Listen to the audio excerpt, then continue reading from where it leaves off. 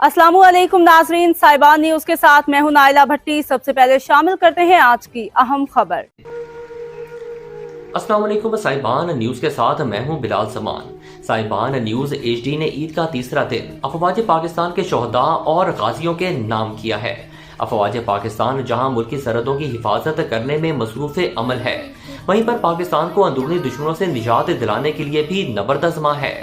मुल्क को हालिया दहशतगर्दी से निजात दिलाने में मुल्क के दिफाई इदारों ने अहम किरदार अदा किया है, जिसमें अफवाज पाकिस्तान के अफसरान और जवानों ने कुर्बानियां पेश की जो कि नाकाबिले फरामोश हैं। बहुत से ऐसे खानदानों ने ईद अपने प्यारों के बगैर की, जिन्होंने अपने जानों का नजराना पेश करके मादरे वतन में रहने वालों की ईद की खुशियां मांद ना पड़ने दी।